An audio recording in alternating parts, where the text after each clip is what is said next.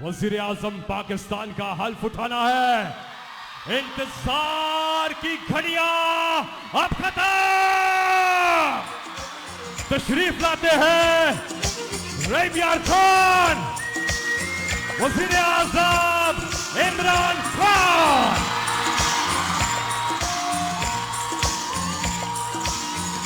मैं भी पाकिस्तान हूँ, तू भी पाकिस्तान है। तू तो मेरी जान है, तू तो मेरी आन है, तू मेरा ईमान है। मैं भी पाकिस्तान हूँ, तू भी पाकिस्तान है। बिस्मिल्लाहिर्रहमानिर्रहीम।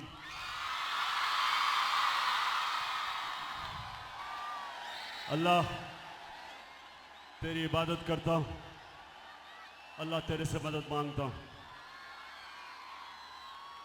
सबसे पहले रहीम यार खान,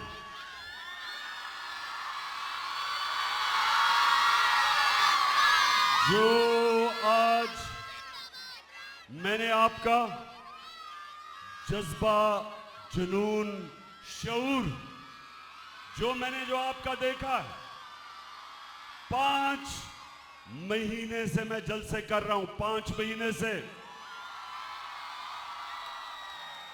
ये मेरा 51 जलसा है।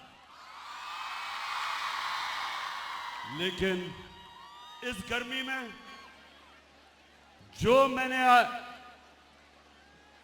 आपका जुनून देखा है, और खास तौर पे जो मेरी बहनें सामने बैठी हैं, माशाल्लाह इतनी गर्मी में और इतनी देर आपको इंतजार करनी पड़ी, उसकी मैं माजरत करता हूं। वजह उसकी ये कि आज सारे पाकिस्तान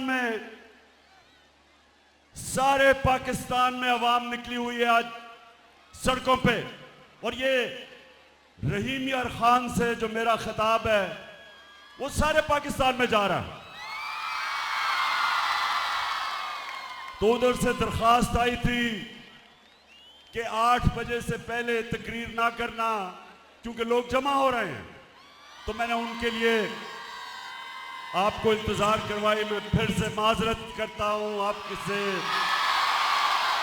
इस गर्मी में आप बैठे भी रहे, और जो माशाल्लाह मैं देख रहा हूं वहां से, जिस तरह फिर से आपके जज्बे और जुनून को सलाम पेश करता हूं। अच्छा रहीम यार खान, सबसे पहले हमारी कोशिश कि जो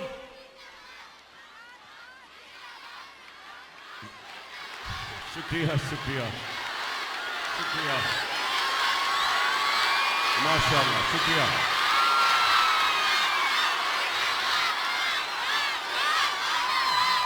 बहुत शुक्रिया आपका, बहुत शुक्रिया। मैं सिर्फ आज जो हमारे सैलाब में मुतासिर हमारी बहन भाई बच्चे जितने भी वो मुतासिर हैं, हम सबको जितनी भी हम कोशिश कर सके इनकी मदद करने के लिए, मैं अपने सारे पाकिस्तानियों को आज कहता हूं कि हम उनकी थोड़ी सी भी मदद करें या ज्यादा करें जरूर, क्योंकि वो मुश्किल में है। और खास तौर पे सिंध में मैंने यहां आने से पहले पूरे ट्रक भिजवाए हैं सिंध के अंदर, क्योंकि वहां लोगों को मुश्किलात हैं, भूख है, उनके सर पे छत नहीं है, चारों तरफ पानी है।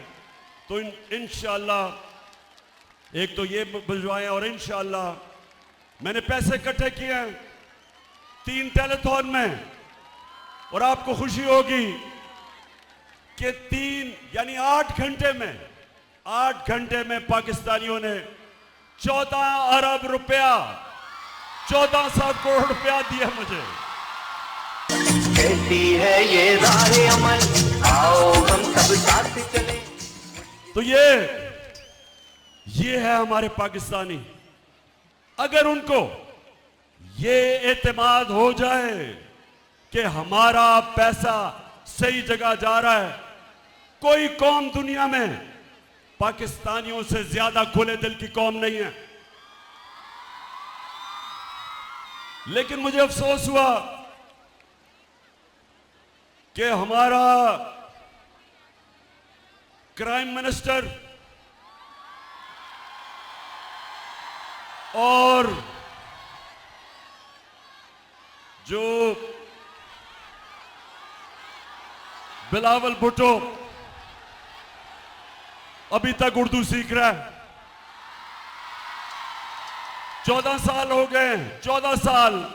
अंग्रेज भी 2 सालों के अंदर उर्दू बोल रहे हैं, वो 14 साल अभी भी उर्दू नहीं बोल सकता। तो ये दोनों अमेरिका गए हुए हैं। मैं सबसे पहले इनसे सवाल पूछता हूं कि वो तुम क्या करने गए हो अमेरिका? अजाब आया हुआ है, अल्लाह का इम्तिहान पाकिस्तान पे आया हुआ है। सारी दुनिया, वो एक अमेरिकी एक्ट्रेस भी आई हुई है सैलाब मुतासरीन की मदद करने, तो आप यहां से उठ के उधर किधर चले गए हैं? वहां क्या कर रहे हैं?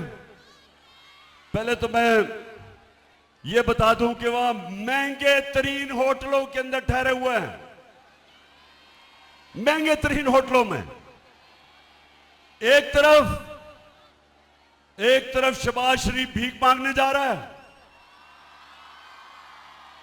और दूसरी तरफ जिनसे भीख मांग रहे हैं उनको शो मारने के लिए सबसे महंगे होटलों में ठहरे हुए हैं।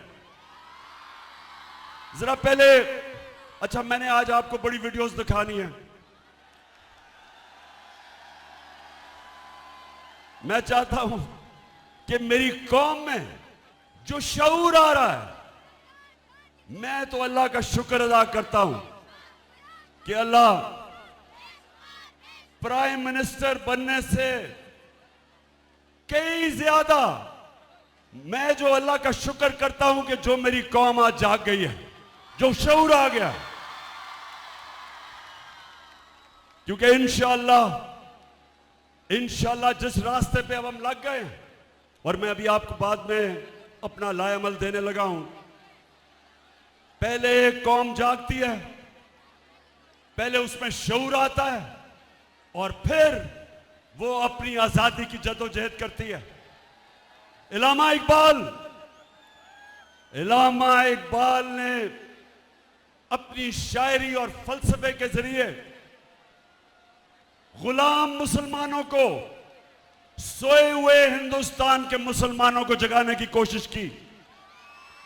और आज मैं आपके सामने आया हूं, अपनी कौम को हकीकी आजादी के लिए जगाने की कोशिश कर रहा हूं आपको।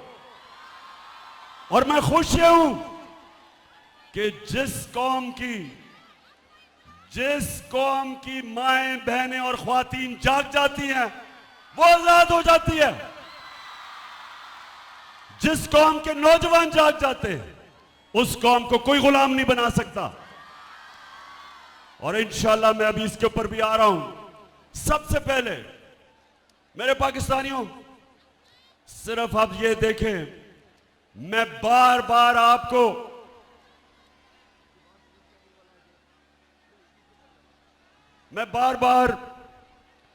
आपको एक बताना चाहता हूं कि आप एक अजीम कौम हो। हमारा मसला इस मुल्क के लीडर हैं। कौम गैरतमंद, कौम आजादी चाहती है, कौम खुददार है। कौम उस नारे के ऊपर पाकिस्तान बना था जो आपके सबके दिलों के अंदर वो नारा है कि पाकिस्तान का मतलब क्या?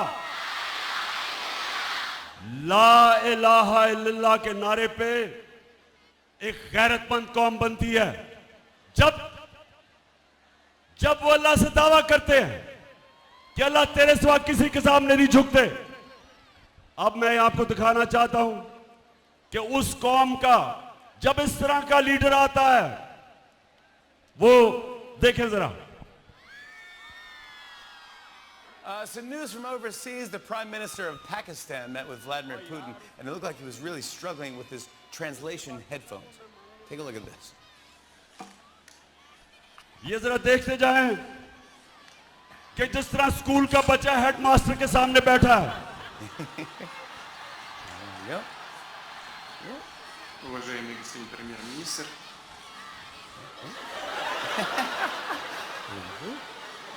काम पे टांग रही है। Yeah, there you go. There you go. There we go. уважаемый господин премьер-министр, идет перевод, все нормально?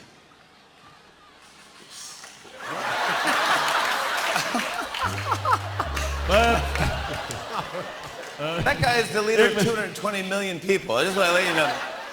ये मैं सिर्फ आपको इसलिए दिखा रहा हूं कि जब किसी को एक इंपोर्टेड प्राइम मिनिस्टर साजिश के जरिए, एक बैरूनी साजिश के लिए जब मुल्क के ऊपर बिठाया जाता है, तो वो मुल्क को इस तरह शर्मिंदा करवाता है। फिर देखें, मैं सऊदी अरब से होके आया हूँ, मैं यूएई के होके, अभी मैं तुर्की होके आया हूँ, और मैंने उन भाइयों को कहा कि आप हमारे बड़े अजीम भाई हैं, हमेशा आपने हमारी मदद की, और मैंने यही कहा जब मैं आया हूँ तो आप समझेंगे शायद ये मांगने आया है। मैं मांगने नहीं आया, लेकिन मजबूरी है। जिस तरह माजी में 75 साल में आपने हमारा हाथ बटाया है, कुछ अर्सा आप हाथ बटा। मैंने कहा मैं वादा करता हूँ कि इंशाअल्लाह हम पूरी कौम हम मिलकर दिन रात मेहनत करेंगे, पसीना कराएंगे, अपने पाँव पे खड़े होंगे।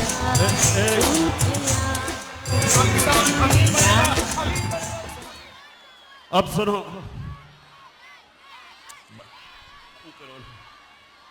सर रहीम यार खान, आप मुझे बताओ कि आप इस तरह का प्राइम मिनिस्टर चाहते हो? अभी जरा आप देखें, ये जरा देखें कि यूनाइटेड नेशंस का सेक्रेटरी जनरल आया जब पाकिस्तान, वो बेचारा फ्लड मुतासरीन के लिए आया था देखने के लिए, तो ये जरा देखें क्या करता है वो शहबाज शरीफ। Thank you very much, General Secretary, and I assure you, whatever support we get from your institution and through your institution, I give you my word of honor, along with all these ladies and gentlemen sitting on this table, ministers, general officers, government officials, ladies and gentlemen, that every penny we get from you or from wherever, we will spend it most transparently and in the interest of these. समझ गए रहीम यार खान? अच्छा, मैं अब आपको इसकी उर्दू समझाता हूं, इसलिए जो अंग्रेजी में बोला ना, मैं वो उर्दू में बताता हूं कि क्या कह रहा था वो ये कह रहा था कि सेक्रेटरी जनरल साहब, अगर हमें आप इमदाद देंगे तो मैं आपसे वादा करता हूं कि हम वो चोरी नहीं करेंगे। मेरे वजीर जो बैठे हुए सामने, 60% वजीर जमानत पे हैं करप्शन पे, वो चोरी नहीं करेंगे। वो आपसे वादा करते हैं क्योंकि सेक्रेटरी जनरल साहब आप पैसा दे रहे हैं तो अब हम ईमानदारी से खर्च करेंगे, पहले चोरी करते थे। अच्छा, अब रहीम यार खान देखें, मैं ये आपको जरूर ये चीजें बताना चाहता हूं, आप और मेरी बहनें आप सामने, आपके लिए मैं खास तौर पे कहना चाहता हूं, अगर आपने एक चीज अपने बच्चों को सिखाना है तो ये समझ लें, अपने बच्चों को एक चीज सिखाएं कि दुनिया उस इंसान की इज्जत करती है जो इंसान अपनी खुद इज्जत करता है। आप अगर अपनी इज्जत नहीं करेंगे, दुनिया आपकी इज्जत नहीं करेगी।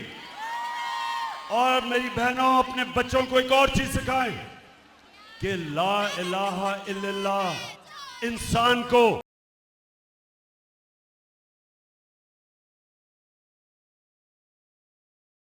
यूनाइटेड नेशंस का सेक्रेटरी जनरल आया जब पाकिस्तान, वो बेचारा फ्लड मुतासरीन के लिए आया था देखने के लिए, तो ये जरा देखें क्या करता है वो शहबाज शरीफ। Thank you very much, General Secretary. And I assure you, whatever support we get from your institution and through your institution, I give you my word of honor, along with all these ladies and gentlemen sitting on this table, ministers, general officers, government officials, ladies and gentlemen, that every penny we get from you or from wherever, we will spend it most transparently and in the interest of these. समझ गए रहीम यार खान? अच्छा, मैं अब आपको इसकी उर्दू समझाता हूं। इसने जो अंग्रेजी में बोला ना, मैं वो उर्दू में बताता हूं कि क्या कह रहा था वो ये कह रहा था कि सेक्रेटरी जनरल साहब, अगर हमें आप इमदाद देंगे तो मैं आपसे वादा करता हूं कि हम वो चोरी नहीं करेंगे।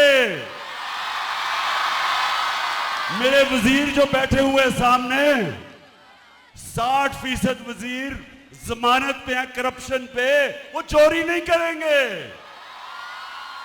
वो आपसे वादा करते हैं क्योंकि सेक्रेटरी जनरल साहब आप पैसा दे रहे हैं तो अब हम ईमानदारी से खर्च करेंगे, पहले चोरी करते थे। अच्छा, अब रहीम यार खान देखें, मैं ये आपको जरूर ये चीजें बताना चाहता हूं। आप और मेरी बहनें आप सामने, आपके लिए मैं खास तौर पे कहना चाहता हूं, अगर आपने एक चीज अपने बच्चों को सिखाना है तो ये समझ लें, अपने बच्चों को एक चीज सिखाएं कि दुनिया उस इंसान की इज्जत करती है जो इंसान अपनी खुद इज्जत करता है।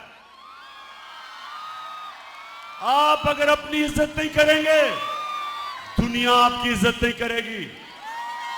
और मेरी बहनों, अपने बच्चों को एक और चीज सिखाएं कि ला इलाहा इल्लल्लाह इंसान को गैरत देता है, गैरत देता है। आप जब अल्लाह से दावा करते हैं कि मौला तू ही मेरा खुदा है, मैं किसी बुत के सामने नहीं झुकूंगा। बुत का मतलब कि मैं किसी खौफ के बुत, किसी लालच के, किसी पैसे के बुत के सामने नहीं झुकूंगा। ये इंसान को गैरत देती है। और मेरी बहनों, मेरी सारी जिंदगी का तजर्बा ये है कि सबसे बड़ा इंसानों के अंदर जो मैंने फर्क देखा है वो है गैरत। एक गरीब आदमी भी जिसमें गैरत होती है, दुनिया उसकी इज्जत करती है। और अरबोपति, इस तरह का क्राइम मिनिस्टर, अरबोपति की कोई इज्जत नहीं करता जो अपनी इज्जत नहीं करता, जिसमें गैरत नहीं होती। अब ये देखें, ये जरा अब आपने गौर से देखना है, बतिया बंद करें। ये देखें कि ये अब अमेरिका में जाके हमारा करोड़ों रुपया खर्च किया और अमेरिका में जाके ये क्या कह रहा है, ये जरा इंटरव्यू सुना अंग्रेजी में, फिर मैं आपको उर्दू में बताता हूं क्या कह रहा है। Relief, unless we get substantial relief, how can the world expect from us to stand on our own feet? It is simply impossible, next to impossible. The world has to stand by us. And there is a yawn are asked and what is available. Please, through your cameras, have this yawning gap bridged, and bridged very quickly. The epidemic. It is waiting for us. Please help us in... क्या कह रहा है? Interview दे रहा, सुना जरा। मेरी बहनों, मुझे पता बड़ी गर्मी है लेकिन सुनना जरूरी है, आप में बड़ा सब्र है। एक इंटरव्यू दे रहा है, अमेरिका जाने की जरूरत नहीं थी वो इंटरव्यू देने के लिए। वहां जाके उसको कह रहा है कि हमारे मुल्क के हालात बहुत बुरे हैं, खुदा के वास्ते हमें पैसा दिलवा दो। वो जो भी आप देख रहे थे, वो तो बेचारी इंटरव्यू लेने वाली है, उससे कहता है कि अपनी चैनल के जरिए लोगों को कहो कि हमें पैसे की जरूरत है, हमारा दिवालिया निकल गया। मैं इसलिए ये आपको चीजें दिखा रहा हूं कि ये होता है जब एक मुल्क के ऊपर एक मसनूई लीडर बैठा दिया जाता है। इसको क्यों लेके आए? इसको इसलिए नहीं लेके आए कि इसमें कोई क़ियादत की, इसमें कोई क्वालिटी थी। इसको इसलिए लेके आए कि ये जो भी हुक्म मिलेगा बाहर से, ये सारे हुक्म मानेगा। ये अगर IMF कहेगा कि महंगाई करो, बिजली की कीमत ऊपर करो, पेट्रोल और डीजल की कीमत बढ़ाओ, ये सारे काम करेगा, क्योंकि इसको पीछे से डिक्टेशन आता है। और ये करेगा क्या कि बाहर की दुनिया पे जाके इमदाद लेगा कि जी हमें पैसे दे दो, हम मारे गए।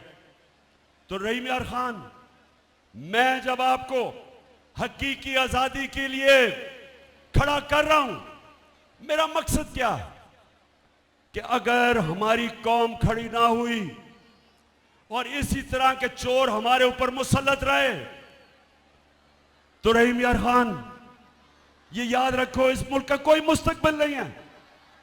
इस मुल्क का कोई मुस्तकबिल नहीं है अगर इस तरह के करप्ट लोग, जिसको सजा होने वाली थी FIA के केस में, शहबाज शरीफ और इसके बेटे को सजा होने वाली थी 16 अरब रुपए की,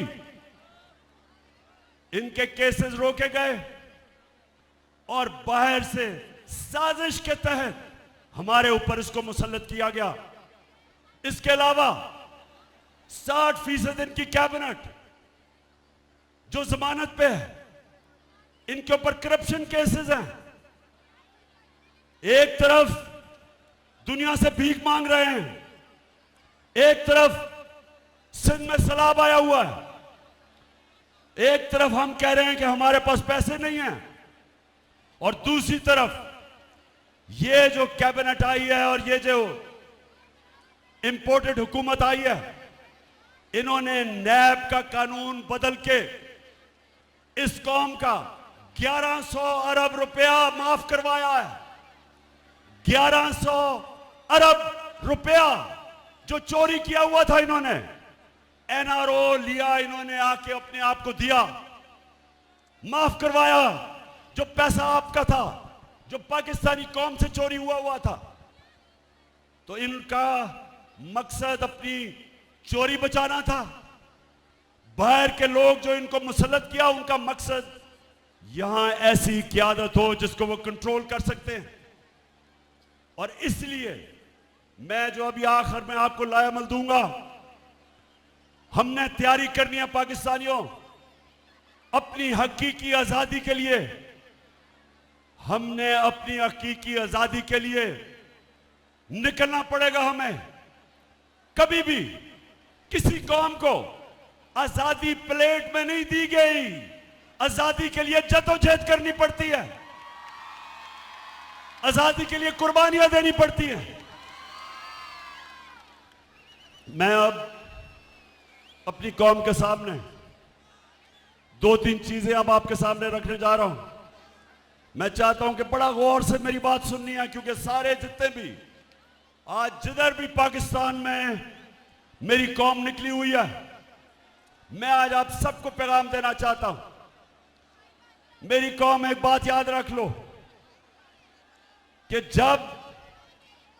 जब एक कौम, जिस तरह मेरे नबी सल्लल्लाहु अलैहि वसल्लम, अल्लाह के आखिरी पैगंबर, उन्होंने जो 1500 साल बाद पहले कही थी, सब याद रख लें।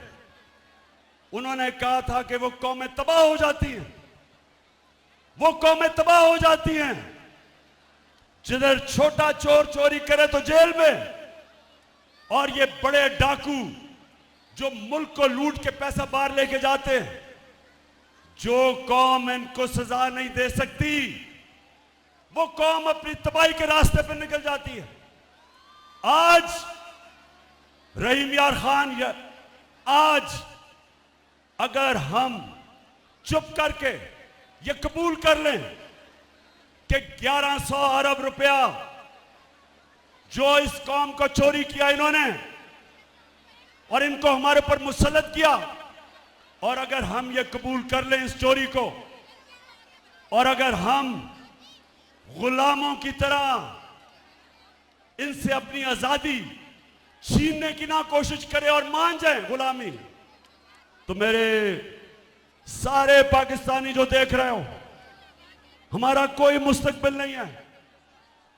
अगर इसी तरह जिंदा रहना है कि हमारा सरबराह बाहर जाके हाथ फैलाए और पैसे मांगे इस तरह कि जी हम तबाह हो जाएंगे अगर आपने पैसे ना दिए, पैसे मांगने के लिए हर आपकी खिदमत करने के लिए तैयार हैं। जो भी पैसा देगा, पाकिस्तानियों याद रखो, वो आपकी आजादी का सौदा करेगा। इस मुल्क की सॉवरेंटी, वो सॉवरेंटी के ऊपर सौदा करेगा। कोई, वो कहते हैं there is no free lunch, कोई चीज मुफ्त नहीं आती। पहले आपने 30 साल इन दोनों ने हुकूमत की, मुल्क का दिवालिया निकाला, मुल्क को मकरूज किया, और आज वही लोग आज बाहर जा रहे हैं पैसे मांगने के लिए। क्यों लोग इनको पैसे नहीं देते? क्यों लोग इनको पैसे नहीं देते? बताएं, क्यों नहीं पैसे देते? क्योंकि इनको सबको पता है कि इनके अपने पैसे मुल्क से बाहर पड़े हैं, चोरी करके खुद बड़े बड़े महलों में रह रहे हैं। और आज पाकिस्तानी दुनिया में कह रहे हैं कि जी हमें पैसे दो, कोई पैसे नहीं दे रहा। जो सिंध के अंदर और बलूचिस्तान में खास तौर पे जिस तरह का फ्लड आया, आज दुनिया को, पाकिस्तान को पैसा देना चाहिए था, लेकिन दुनिया को पता है कि इस वक्त की क़यादत आसिफ जरदारी और ये शरीफ 30 साल से ये चोरी कर रहे हैं। बाहर के अखबारों में इनकी चोरियों के ऊपर लिखा हुआ है, बाहर के मीडिया पे इनकी डॉक्यूमेंट्री चोरियों की चली हुई है। कभी भी वो इनको पैसे नहीं देंगे, जिसकी वजह से सिंध के और बलूचिस्तान के, खास तौर पे इन दो सूबों की बात कर रहा हूं, सैलाब के मुतासरीन मुश्किल में हैं। तो मैं आज अपनी कौम के सामने, रहीम यार खान, कौम के सामने आज मैं जो बात करना चाहता हूं वो ये कि देखिए, इन्होंने ये जो साजिश की थी, इन्होंने पूरी तरह कोशिश की कि इमरान खान को नाअहल किया जाए, क्योंकि डरे हुए हैं पाकिस्तानी अवाम से कि जब भी इलेक्शन होंगे, इनको पता है कि इस वक्त तहरीक इंसाफ जीत जाएगी, तो इलेक्शनों से भाग रहे हैं और कोशिश कर रहे हैं कि इमरान खान को नाअहल किया जाए। और दूसरी कोशिश कर रहे हैं, पहले से इनका प्लान बना हुआ है, मैं आप सबको पहले भी बता चुका हूं। 4 लोगों ने बंद कमरे में फैसला किया मुझे मरवाने का, और वो लोग अभी भी उस साजिश पर लगे हुए हैं। उन्होंने दोनों मरियम जो झूठ बोलने की पीएचडी दोनों के पास है, इनको और जावेद लतीफ को, इन्होंने इनसे प्रेस कॉन्फ्रेंस करवाई, और प्रेस कॉन्फ्रेंस करवाई ऐसी कि इमरान खान खुदा ना खास्ता उसने मजहब की तौहीन की है। और फिर इनकी कोशिश है कि इसकी वजह से अगर कोई भी मेरे ऊपर वारदात हो तो कहेंगे जी मजहबी जुनूनी ने कर दिया, कहेंगे कि जी कोई दीनी इंतहा पसंद है, इसको मार दिया। ये इनका प्लान है। लेकिन मैं आज आप सबको कह रहा हूं, सारे पाकिस्तान में मैं फिर रहा हूं, मुझे अपनी जान से ज्यादा मुझे पाकिस्तान की आजादी की फिक्र है। मैं आजाद देखना चाहता हूं। मैं, रहीम यार खान सुन लो, सारा पाकिस्तान सुन लो, मैं आज आपको कह दूं कि एक तो मेरा ईमान है अल्लाह पे, ला इलाहा इल्लल्लाह। मेरा ईमान है कि जब तक अल्लाह फैसला नहीं करता इंसान दुनिया से नहीं जाता। दूसरा, मेरा ये ईमान है कि मौत बेहतर है गुलामी से, इससे बेहतर है मर जाओ गुलाम रहने से।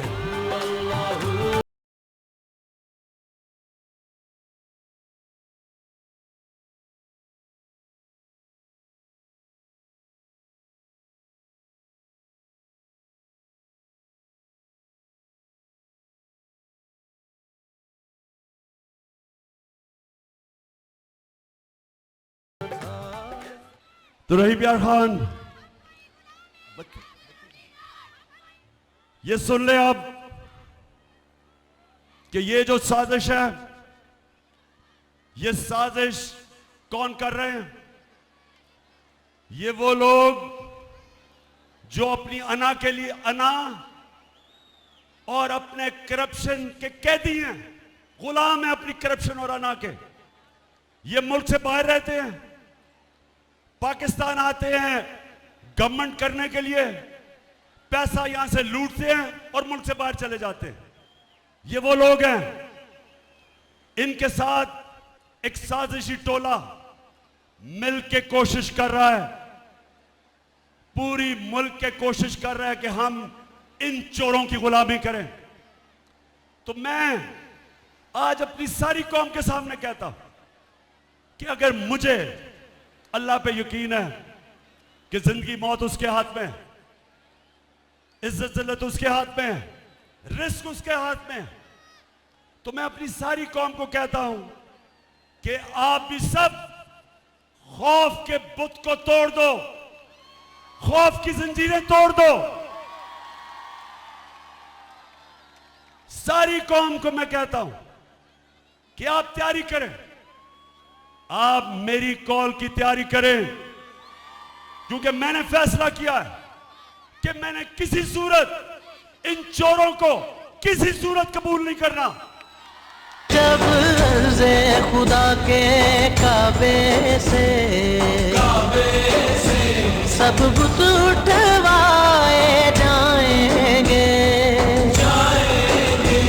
हम रहले सफा मरदूदे हरम मसनद पे बिठाए जाएंगे, सब ताज उछाले जाएंगे, सब तख्त गिराए जाएंगे, हम देखेंगे, लाजिम है कि हम भी देखेंगे, हम देखेंगे, हम देखेंगे।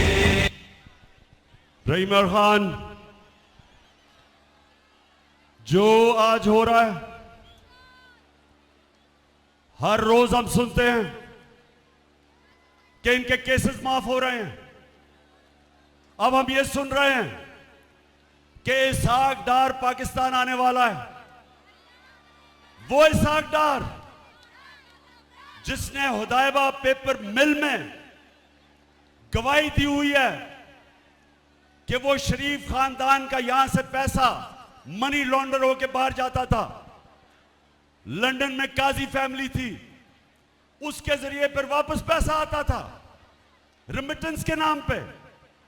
बीबीसी की एक फिल्म बनी है इस पे, इसके ऊपर पूरी तफ्तीश हुई है। इसने खुद बयान दिया हुआ है कि मैं इस मुल्क से शरीफ खानदान के लिए मनी लॉन्ड्रिंग करके फिर वहां से पैसा लेके आता था रेमिटेंसेस दिखा के। उसके बाद ये नून लीग की हुकूमत थी, जब नून लीग की हुकूमत में या प्राइम मिनिस्टर के जहाज में मुल्क से बाहर भागा। हमारी तो हुकूमत ही नहीं थी, अदलिया आजाद थी। किस चीज से इसको डर था? इसको डर था कि इसके पाकिस्तान से बाहर इसके और इसके बच्चों के पैसे पड़े हैं, जायदादें पड़ी हैं, इसलिए मुल्क से बाहर भागा था। और अब जो एनआरओ मिल रहा है और ये डील के तहत वापस लाया जा रहा है, पहले तो जो भी ये समझता है कि इसहाक डार ये मुल्क की मायशत ठीक कर लेगा, अगर वो आप ठीक कर ले गया तो जब पहले हमें हुकूमत मिली थी पाकिस्तान की मायशत बदतरीन हालत में थी, सबसे बड़ा खसारा था बैरूनी मुल्क का, वो छोड़ के गया। इसने हमारी एक्सपोर्ट्स जिससे मुल्क की आमदनी बढ़ती है वो रोक दी। इसने पाकिस्तान की मायशत और इंडस्ट्री का तबाही कर दी। इसने किसानों का बेड़ा गर्क कर दिया। और अब ये कोई समझ रहा है कि वो आके इस मुल्क को ठीक कर देगा। कोई किसी गलत फहमी में ना रहे। हम अगर ये कोई समझता है कि ये आएंगे और हम इनकी चोरी, ये जो मुल्क लूट रहे हैं, केस माफ करवा रहे हैं, हम भेड़ बकरियों की तरह हम चुप करके ये तमाशा देखेंगे। मैं आज सारों को पैगाम देना चाहता हूं, मैं फिर से कहता हूं, जब तक मेरे में जान है मैं निकलूंगा इसके खिलाफ, मैं अपनी कौम को निकालूंगा। फिर से तू अड़ जा, फिर से तू डट जा, फिर से वो बल्ला घुमा।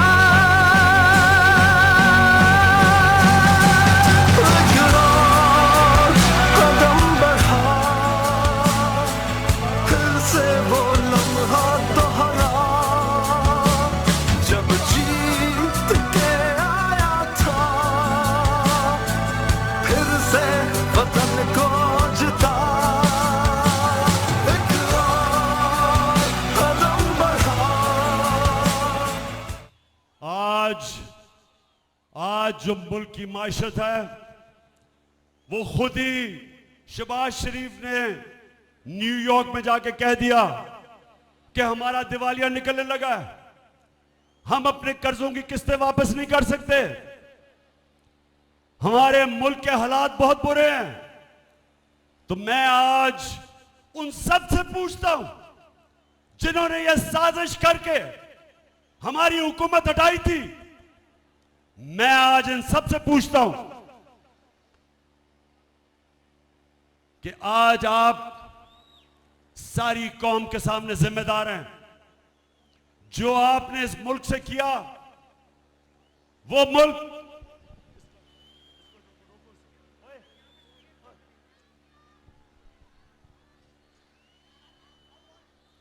मुल्क यहां ऊपर जरा ज्यादा बड़ा जलसा हो रहा है इसलिए मैं इनको जरा कंट्रोल कर रहा हूं। वो मुल्क, सुने जरा, हमारी जो मायशत थी, हमारे तीसरे और चौथे साल में 17 साल के बाद हमारी मायशत की बेहतरीन परफॉर्मेंस थी। 5.6% तीसरे साल और 6% चौथे साल हमारी मायशत तरक्की कर रही थी। 17 साल के बाद हमारी इंडस्ट्री ऊपर आ रही थी।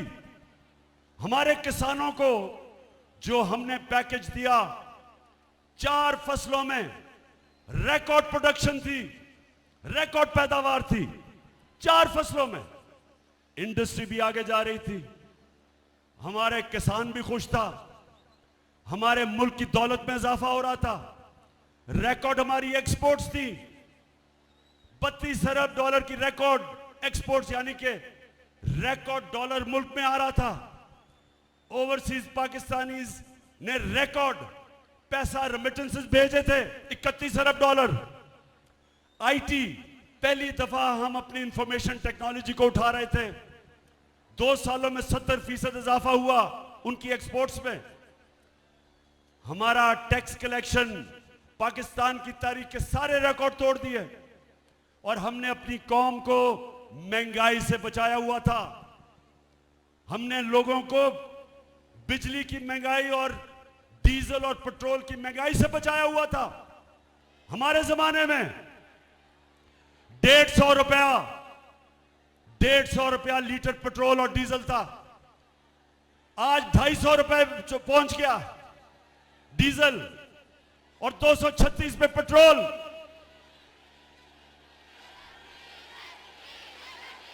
बिल्कुल बिल्कुल माशाल्लाह बड़ा शऊर है आप में। 250 रुपया फजल रहमान का लीटर पे पहुंच गया। तो पाकिस्तान में हमने महंगाई भी रोकी, हमने हेल्थ कार्ड लेके आए। पहली दफा मुल्क में 10 लाख रुपए की हेल्थ इंश्योरेंस हर खानदान के लिए पंजाब में और केपी में, कि किसी भी अस्पताल में जाके लोग अपना, कोई भी गरीब आदमी प्राइवेट हॉस्पिटल में मुफ्त इलाज करवा सकता था। एहसास प्रोग्राम हमारा, सस्ते कर्जे, सूद के बगैर कर्जे घर बनाने में, किसानों के लिए कर्जे, छोटे दुकानदारों के लिए, छोटे सरमायाकारों के लिए। तो मैं ये सवाल पूछता हूं कि जब एक मुल्क मुश्किल हालात में तरक्की कर रहा था, कोरोना के बावजूद जो सारी दुनिया में कोरोना का अजाब आया, दुनिया ने माना कि पाकिस्तान 190 मुल्कों में से टॉप 3 मुल्क था। पाकिस्तान उन टॉप 3 मुल्कों में था जिन्होंने कोरोना को भी संभाला, अपने गुर्बत भी, गरीबों को संभाला, उन्होंने अपनी माशियत भी बचाई। ये इंटरनेशनली माना जाता है। तो मैं सवाल पूछता हूं कि वो हुकूमत को गिरा के और ये चोरों को ऊपर मुसल्लत करके, जिन्होंने आपके सामने आज, वो मैंने दिखाया भी था, बस रोया ही नहीं सिर्फ शहबाज शरीफ उस औरत के सामने, पैसे दे दो जी, मैं मर गया, तबाह हो गया, मुल्क तबाह हो गया। जरा एक दफा वो फिर से चलाएं तो सही, वो शहबाज शरीफ का, ये जरा फिर से शुरू से इंटरव्यू दिखाएं, ये जरा गौर से देखें, मैं फिर उर्दू में बताऊंगा कि ये क्या कह रहा है, जरा ये देखें तो सही। Relief, unless we get substantial relief, how can the world expect from us to stand on our own feet? It is simply impossible, next to impossible. The world has to stand by us. And there is a yawn are asked and what is available. Please, through your cameras, have this yawning gap bridged, and bridged very quickly, the epidemic. It is waiting for us. Please help us in... सुन लिया? Please help us, खुदा के वास्ते हमारी मदद करो। वो बेचारी, वो मेरी बहनों, आपने देखा था वो बेचारी औरत की आंखों में आंसू ही आ गए कि मैं खुदा के वास्ते प्लीज मेरी मदद करो। शहबाज शरीफ बड़ी जल्दी थी इख्तिदार में आने के लिए, बड़ी देर से अचकन सुलवाई हुई थी, बड़ा शौक था कि किसी तरह शहबाज शरीफ प्राइम मिनिस्टर बन जाए।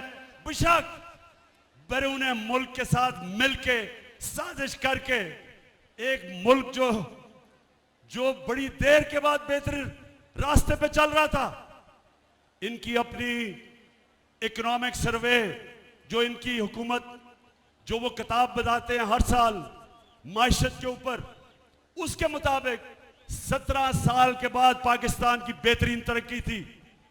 उस हुकूमत को गिरा के ये आके अब दुनिया में वो कभी वो सेक्रेटरी जनरल का बाजू पकड़ लेता है कि खुदा के वास्ते पैसे दे दो, मैं चोरी नहीं करूंगा। उसके बाद जाके वो बेचारी औरत, उसके आंसू निकलने शुरू हो गए कि ओहो प्लीज मेरी मदद कर दे। तो पाकिस्तानियों, ये हमारा मुस्तकबिल नहीं है।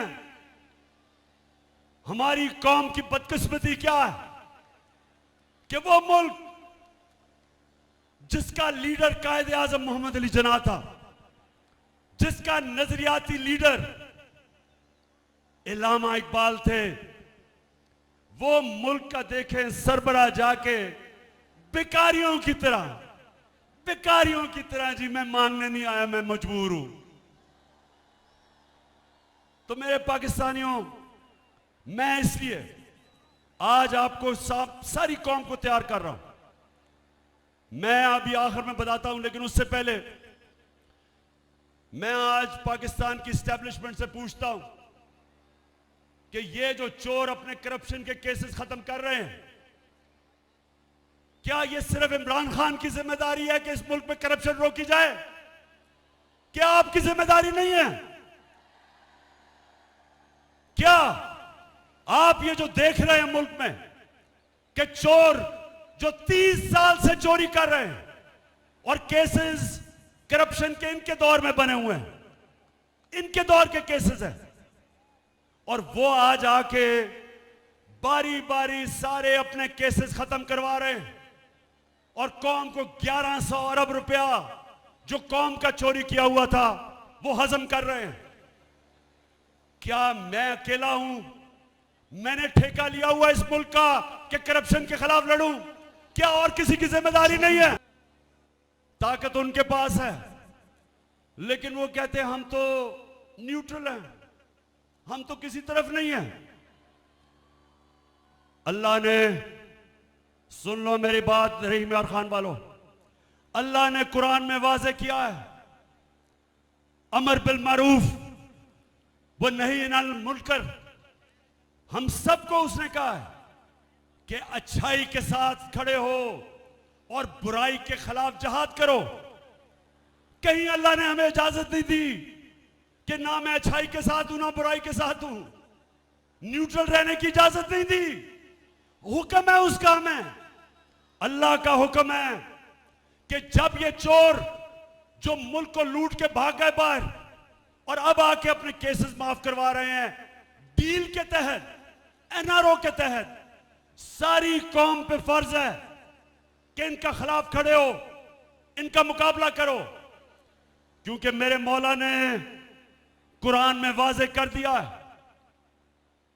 कि मैं कभी किसी कौम की हालत नहीं बदलता। अल्लाह ने कहा है मैं कभी किसी कौम की हालत नहीं बदलता जब तक वो कौम खुद अपनी हालत बदलने की कोशिश ना करे। अगर एक कौम भेड़ बकरियों की तरह रहना चाहती है, अल्लाह वैसे ही रखेगा।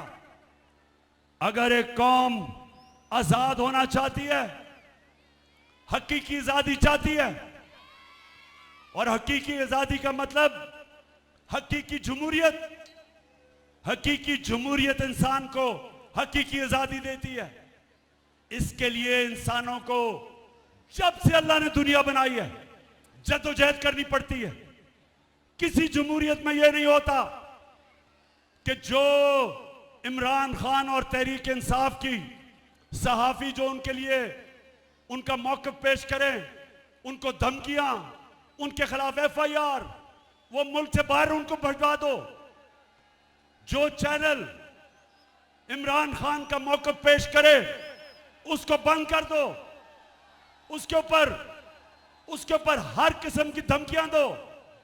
वो जो हमारे सोशल मीडिया के नौजवान सारे पाकिस्तान में जो हमारे भी नहीं हैं, जो इस कौम के लोग हैं, जो भी सोशल मीडिया में कोई ऐसी चीज के जो पसंद नहीं है, उनको धमकियां आती हैं, नामालूम नंबर से धमकियां आती हैं, डराया जाता है, खौफजदा किया जाता है। मैं इसलिए आप सबको यह कहना चाहता हूं कि आजाद कौमों के अंदर यह नहीं होता, यह सिर्फ गुलाम कौमों में होता है। आजाद जमहूरियत, जो जमहूरियत आजादी देती है, उस जमहूरियत में यह नहीं होता। और जब तक हकीकी जमहूरियत ना आए, कौम तरक्की नहीं करती, कौमें नहीं तरक्की करती। तुर्की, जब तक तुर्की में हकीकी जमहूरियत नहीं आई, उसने तरक्की नहीं की। बांग्लादेश, जब तक उनकी जमहूरियत बेहतर नहीं हुई, बांग्लादेश ने तरक्की नहीं की और आज हमारे से आगे निकल गया। हमें रोका हुआ इसने कि हम आजाद नहीं हैं, हमें डराया धमकाया जाता है। तो रहीम यार खान और पाकिस्तान में जो भी देख रहे हो मुझे, आगे से नामालूम नंबर से आपको कोई धमकियां दे, वापस उसको धमकी दो।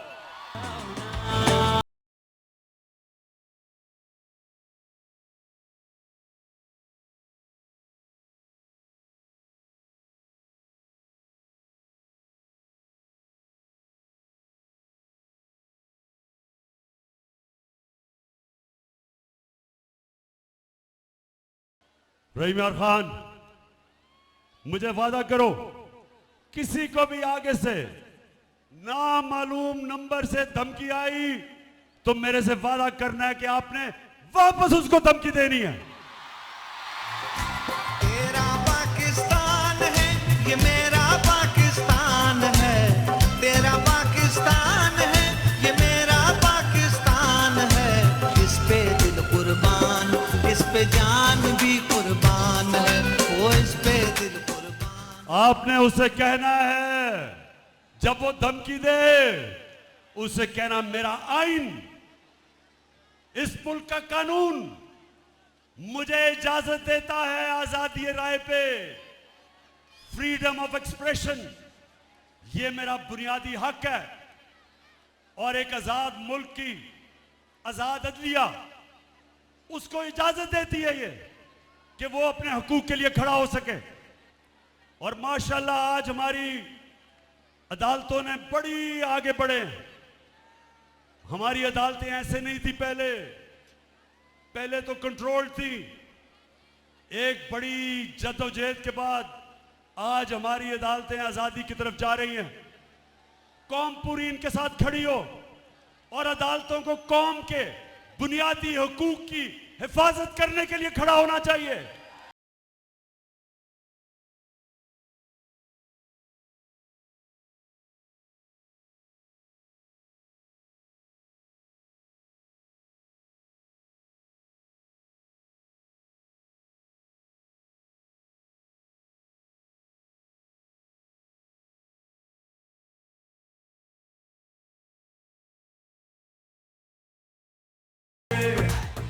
अच्छा,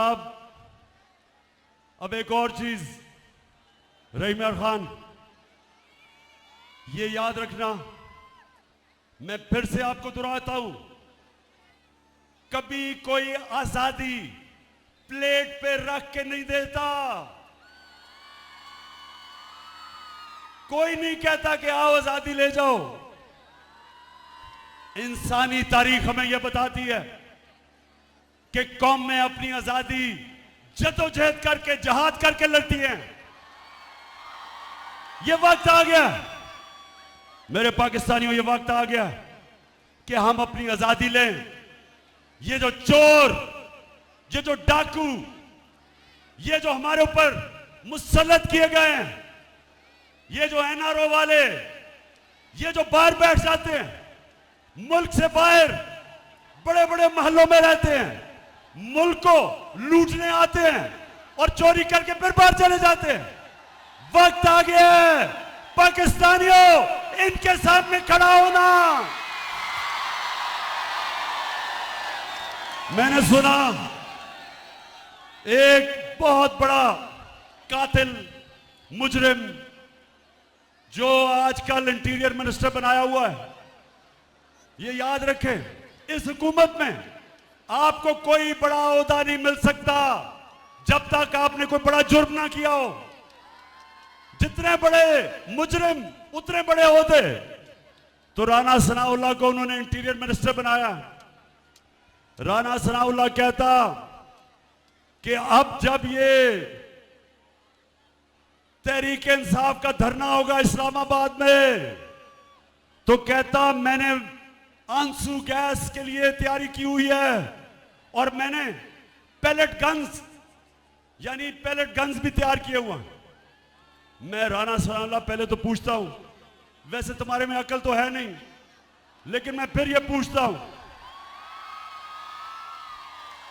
कि मुल्क की बदकिस्मती देखोगे, इस तरह का आदमी जिसको जेल में होना चाहिए, जो इनका अपना नून लीग का वजीर कहता है कि इसने 18 कत्ल किए हैं, वो आज हमें बता रहा है कि जमहूरियत क्या होती है।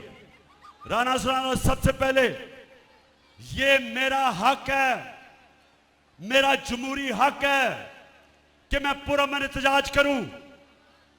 जब हमारे जमाने में, मेरी गवर्नमेंट में, एक दफा कांपे टांगने वाली बिलावल, एक दफा वो बड़ा डराने आया हमें जी, कांपे टांग जाएंगी उसके धरने से। बड़ा सिंध से आया, पैसा खर्च किया, बेचारी सिंध कौम का पैसा वो भी खर्च करके पहुंचा इस्लामाबाद, तो पता चला कि अपनी काम पे टांग गई।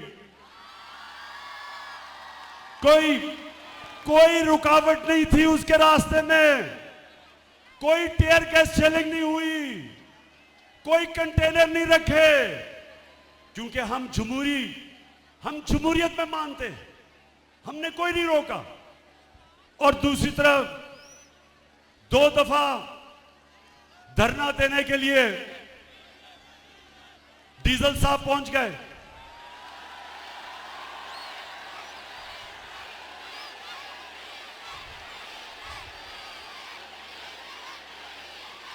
डीजल ने बड़ा डराया कि हुकूमत गिराने आ रहा हूं मैं। ऊपर से ये भी क्या मुझे इशारा मिला कहीं से, तो डीजल पहुंच गया 2 दफा। उससे पूछो, एक रुकावट उसके सामने नहीं रखी, बल्कि डीजल को हमने कहा कि अगर खाने पीने की जरूरत होगी तो वो भी हम आपको दे देंगे धरने में। और ये राना सनाउल्लाह हमें डरा रहा है कि जनाब तुम आओ तो मैं वो पैलेट गन चलाऊंगा तो tear gas shelling. Rana Sanaullah, तुम और ये जो तुम्हारा डरपोक cherry blossom boot polish Shahbaz Sharif, तुम दोनों मेरे से सुन लो। पहली दफा जब हमने 25 मई को हम जब आए थे इस्लामाबाद, तो हमें यह अंदाजा नहीं था कि तुम जुल्म करोगे, ख्वातीन को देख के, बच्चों को देख के, फैमिलीज को देख के। हमें यह अंदाजा नहीं था कि तुम शेलिंग करोगे। सारी हमारी पाकिस्तानी और इस्लामी रिवायत के खिलाफ औरतों के ऊपर, बच्चों पर शेलिंग किया आपने। घरों में 2-2, 3 बजे लोगों के घरों में घुस के हरासा किया, डराया, धमकाया, जेल में डाला, हजारों लोगों को जेल में डाला। हमें अंदाजा नहीं था।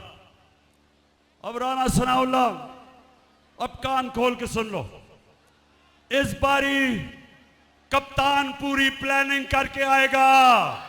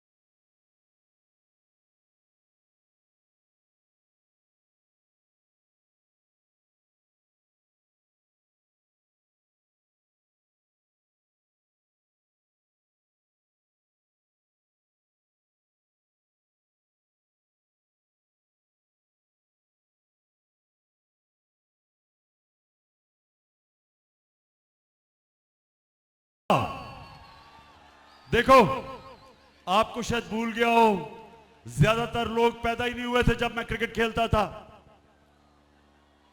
मैं अल्लाह की, सारा कुछ अल्लाह करता है, कोशिश इंसान की, कामयाबी अल्लाह की। तो मुझे अल्लाह ने बड़ी कामयाबी दी और क्रिकेट की तारीख में मुझे एक वो टॉप कप्तानों में माना गया। अब कप्तान क्या होता है? सिर्फ सारी खेलों के अंदर एक स्पोर्ट के अंदर कप्तानी की जरूरत होती है, बाकी कोच ज्यादा अहमियत कोच की होती है। सिर्फ क्रिकेट में कप्तान की जरूरत पड़ती है, क्योंकि उसको फैसले करने पड़ते हैं, वो फैसले जो किसी कप्तान को नहीं करने पड़ते। तो कप्तान की सबसे बड़ी क्वालिटी क्या होती है? वो सारा वक्त देख रहा होता है कि मेरा मुखालिफ क्या कर रहा है और मैं क्या करूंगा। मुझे तो पता है राना सनाउल्लाह ने क्या करना है, मुझे तो पता है राना सनाउल्लाह ने क्या करना है। राना सनाउल्लाह को नहीं पता मैंने क्या करना है। तो तैयारी कर लो। मेरी सारी आज पाकिस्तानी कौम देख रही है, तैयारी कर रहा हूं। लेकिन मैं उससे पहले खत्म करने से पहले एक बताना चाहता हूं, मैं ये जरूर दिखाना चाहता हूं आपको कि किस तरह के लोग हमारे ऊपर मुसल्लत किए गए हैं। जो स्टार है, जो नवाज शरीफ की जो स्टार मानी जाती है, वो उसकी बेटी मरियम है। अब मरियम उसकी फैमिली में सबसे अक्लमंद समझी जाती है। अब जरा ये आप ये जरा देखें ख्वातीन, ये जरा गौर से देखें।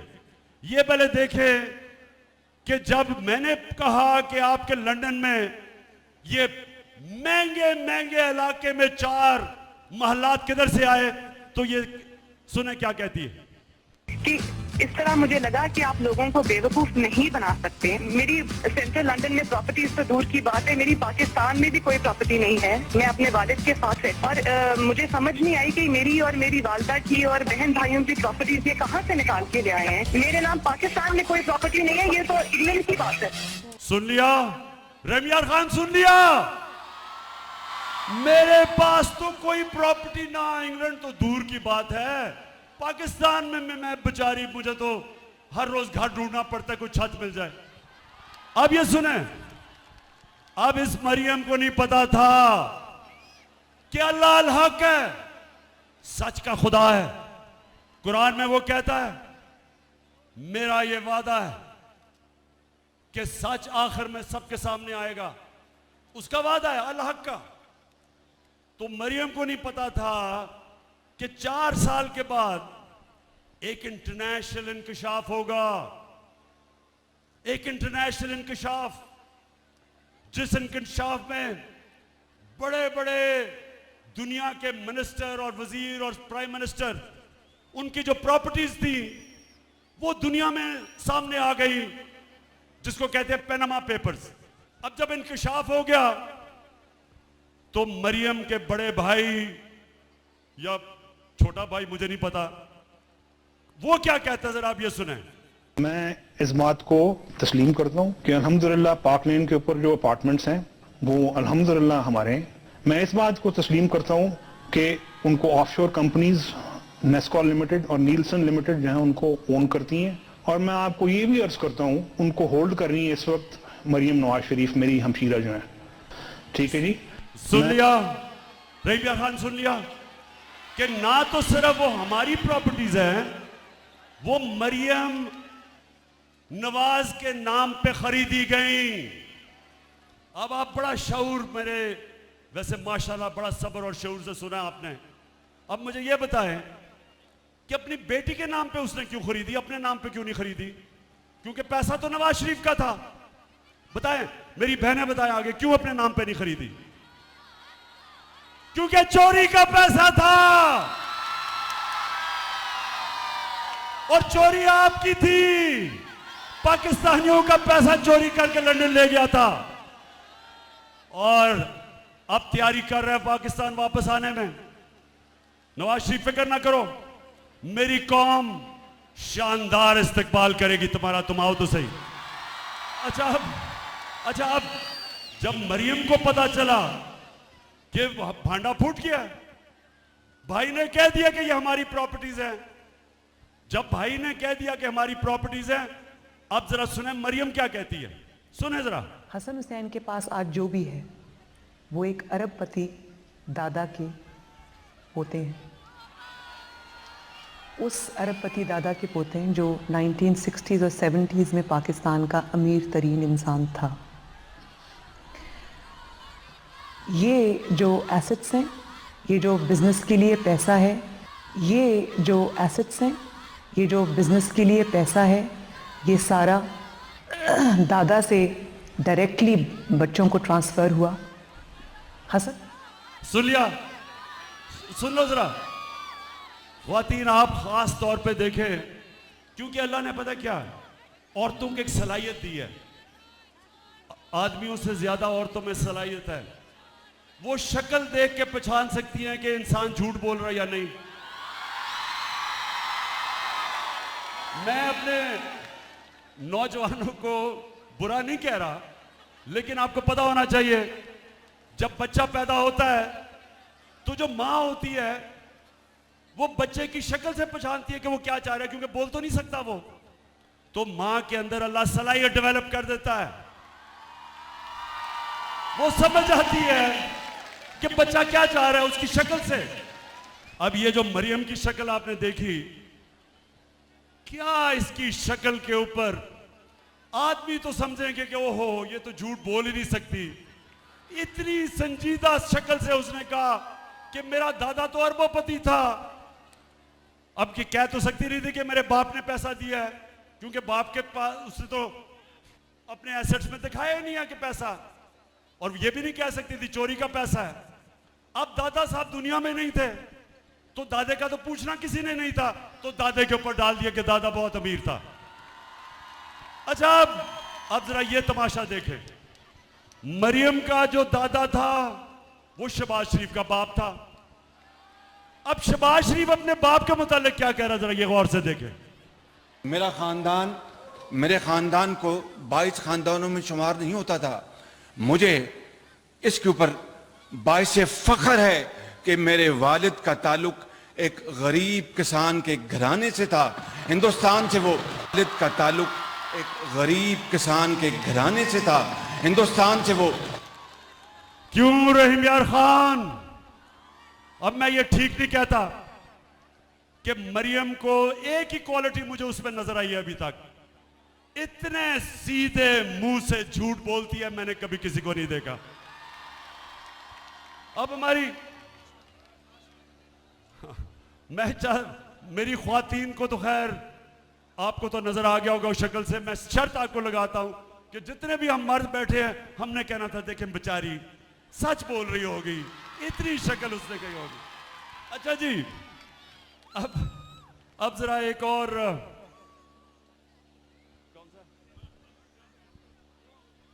अच्छा, अब मैं आखिर में पहुंच रहा हूं।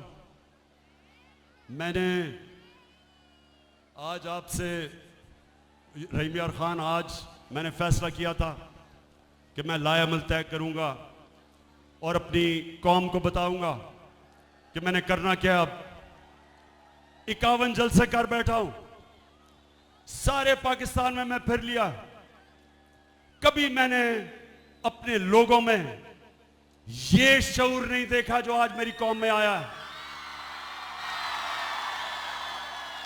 मैंने कभी 5 इतने गर्मी के महीने, इतने गर्मी के महीने मैंने कभी इस तरह कौम को नहीं निकलते देखा जिस तरह आज आप बैठी हैं ख्वातीन गर्मी के अंदर। मैं देख रहा हूं सारा वक्त आप पंखा झल रही हैं, गर्मी है मुझे पता है, पीछे जुड़े हुए हैं सब।